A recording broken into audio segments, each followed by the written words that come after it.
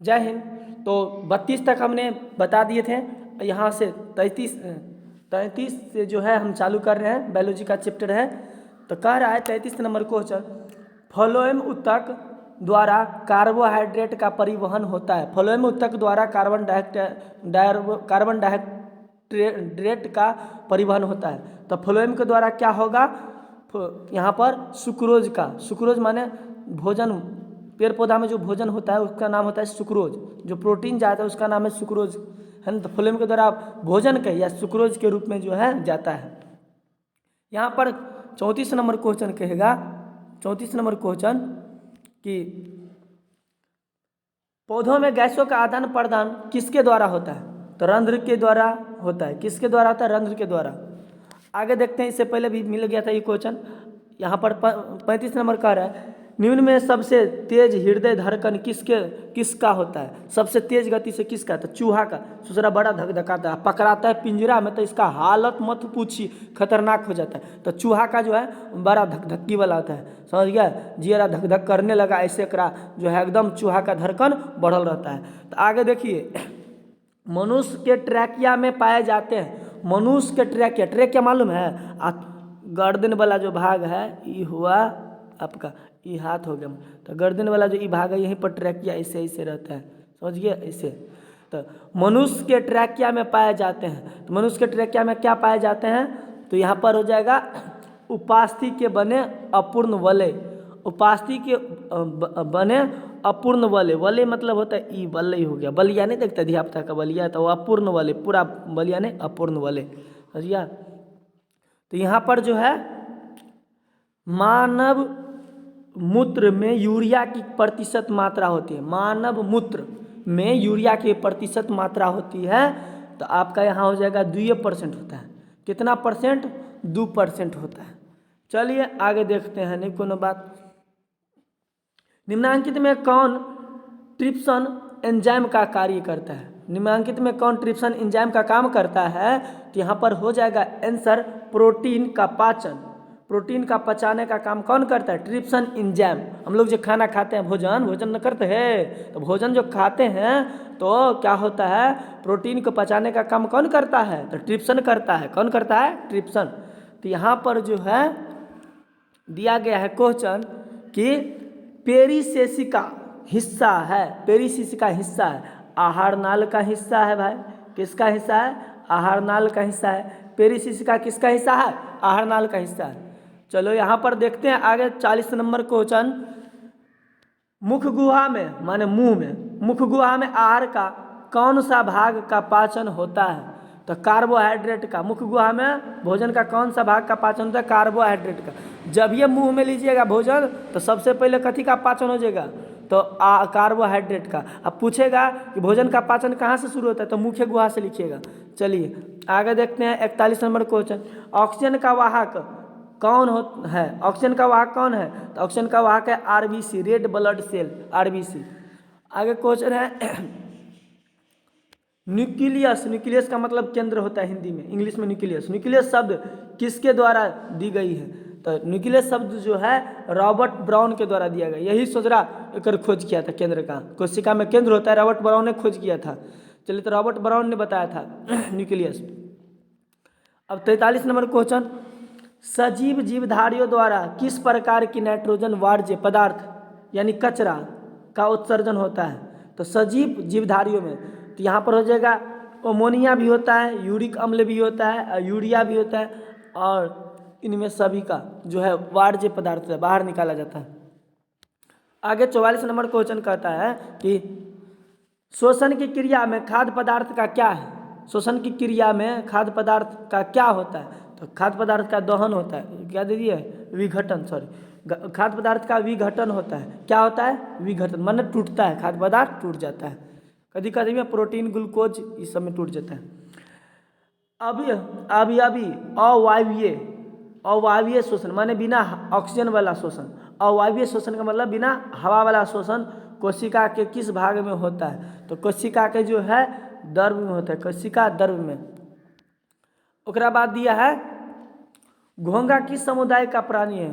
घोंघी खे चूस के ऐसा नहीं करता है, चूस के खाता रहता है। तो घोंघा चूसला होगा तुम लोग भी। तो घोंघा किस समुदाय का प्राणी है, समझ गया। तो घोंघा जो है मोलस्का का है, किसका, मोलस्का का। खाते रहो अपना चूस चूस के तुम लोग। यहाँ पर आगे दिया है अड़हुल का किस प्रकार का फूल है। अड़हुल, अड़हुल जो है कह रहा है किस प्रकार का फूल है, समझ गए।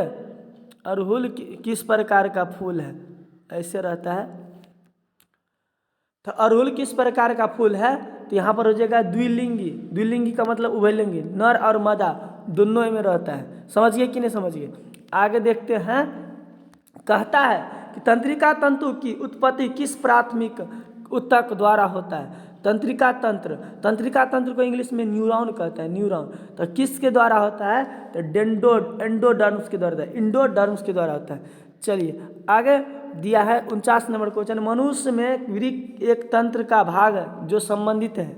मनुष्य एक वृक्क माने किडनी, वृक्क एक तंत्र का भाग है जो संबंधित है। देखिए कितना बार पूछा है, तो इस संबंधित है उत्सर्जन के लिए, किसके लिए, उत्सर्जन। वृक्क क्या करता है, किडनी क्या करता है, उत्सर्जन करने का काम करता है। माने खून वगैरह आता है ना, तो लास्ट में पूरे बॉडी में से जो है पहले वृक्क में जाता है, मतलब किडनी में जाता है, और वहाँ फिल्टर हो जाता है उसका। फिल्टर होने के बाद कचरा वचरा चला जाता है पेशाब में, और फिर अच्छा वाला जो भी खून रहता है, माने कार्बन डाइऑक्साइड मिल रहा है, फिर फेफड़ा में जाता है, फेफड़ा से फिर जो है बाहर निकल जाता है कार्बन डाइऑक्साइड। आगे देखते हैं, मनुष्य में वृक्क निम्न में किससे संबंधित है। तो यहाँ पर उत्सर्जन तो बोले दिए थे, फिर आगे क्वेश्चन अब दिया है, एक कृत्रिम वृक्क नाइट्रोजनी अपशिष्ट उत्पादों को रुधिर से किस प्रक्रिया द्वारा निकाले जाते हैं। कृत्रिम वृक्क होता है, कृत्रिम किडनी है ना, जब केकरो किडनी खराब हो गया तो उसको डायलिसिस किया जाता है। तो इसमें कौन दिया है, अपोहन, अजीबे दे दिया है। डायलिसिस करके जो उसके खून को फिर निकाला जाता है, या किसी को ब्लड कैंसर हो गया तो डायलिसिस किया जाता है। चलिए इस पर का आगे देखते हैं क्वेश्चन क्या कहता है। क्वेश्चन है कि हाइड्रा में क्या पाया जाता है। हाइड्रा, हाइड्रा ऐसा होता है, समझिए। हाइड्रा में क्या पाया जाता है, ना कि निकलेगा, ऐसे निकलेगा, हाइड्रा टूट टूट के निकलता है। हाइड्रा में क्या पाया जाता है, मस्तिष्क, तंत्रिका, स्पर्शक, मूस्क, स्पर्शक पाया जाता है। क्या पाया जाता है, हाइड्रा में स्पर्शक पाया जाता है। 20 में पूछा है क्वेश्चन। यहाँ पर दिया है खुला परिसंचरण तंत्र पाया जाता है, खुला परिसंचरण तंत्र पाया जाता है। तो कॉकरोच में हो जाएगा, मतलब तिलचट्टा में, कॉकरोच में खुला परिसंचरण तंत्र। ग्लूकोज का क्वेश्चन कहता है, ग्लूकोज का रासायनिक सूत्र निम्नलिखित में कौन होगा। तो ग्लूकोज का C6H12, अरे नहीं हुई नहीं, C6H12O6, C6H12O6 रट लीजिए। 6 गो कार्बन और 12 गो हाइड्रोजन और फिर 6 गो ऑक्सीजन।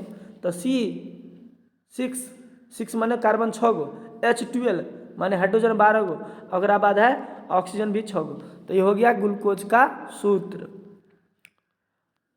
क्वेश्चन आगे, प्रकाश संश्लेषण 55 नंबर कहता है, प्रकाश संश्लेषण में कौन से वायु उत्पाद निकलते हैं। प्रकाश संश्लेषण कौन सी वायु उत्पाद कौन निकलता है, ऑक्सीजन निकलता है, तब ना हम लोग लेते हैं। तो पेड़ पौधा ऑक्सीजन को छोड़ता है, तो प्रकाश संश्लेषण कौन करता है, पेड़ पौधा, तो ऑक्सीजन उत्पाद निकलता है जो हम लोग लेते हैं।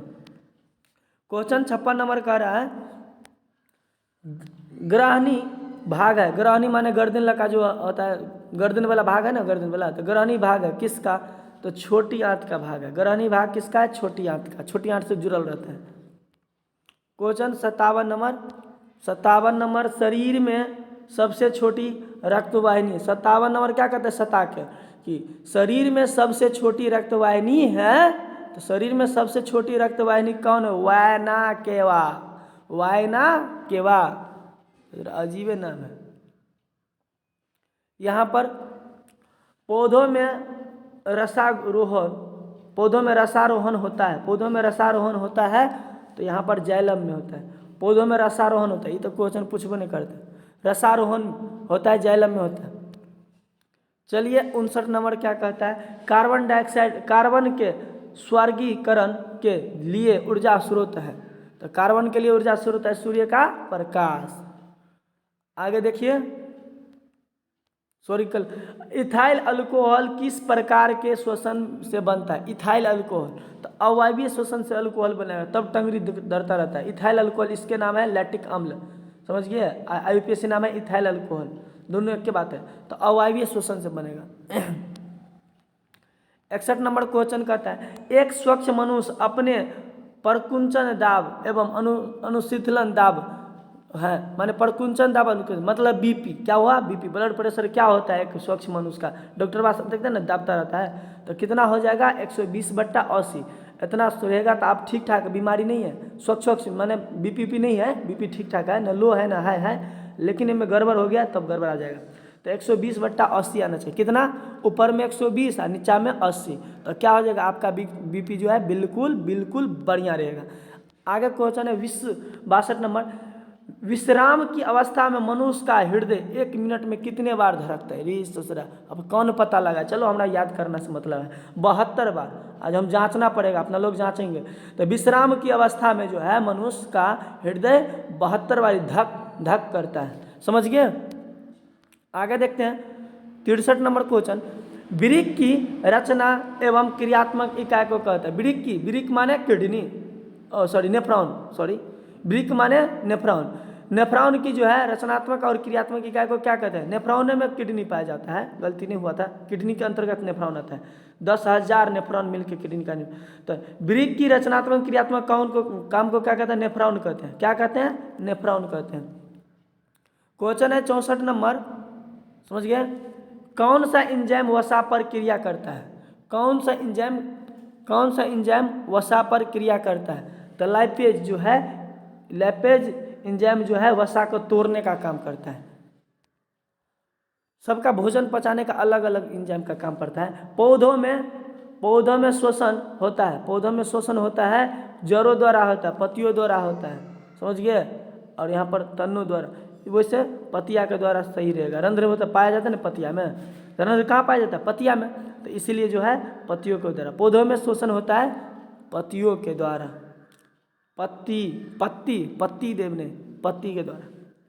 निम्न में सोपोषी कौन है? हरे पौधे। कौन है? हरे पौधे। जो खुद से भोजन बनाता है कहता है सोपोषी। केकरो यहाँ मांगने जाता है? नहीं जाता है। मछली सोच रहा है घूम के पोटा खा लेता है सारा कुछ, अमीबा तो कुछ खा लेगा, यह कुछ खा लेगा, कीट वगैरह उस सोच रहा सब खा लेता है, कुछ खा लेता है, घूम के कीड़ा मकोड़ा वो खाते, पिलुआ सबको पकड़ के। तो यहाँ पर हरे पौधा केकरो नहीं खाते, सोच रहा अपने से भोजन बनाता है। कथी से? कार्बन डाइऑक्साइड से, क्लोरोफिल से, सूर्य के प्रकाश। तो ये सोपोषी हो गया। आगे देखते हैं 67 नंबर, हरे पौधों में फल पोषण की विधि है। हरे पौधों में पोषण की विधि है सोपोषी। अब ये ना बताया केकरो जो मांगने जाता है, तो सोपोषी। ग्लाइकोलाइसिस होता है क्लोरोप्लास्ट में। किसमें? क्लोरोप्लास्ट में।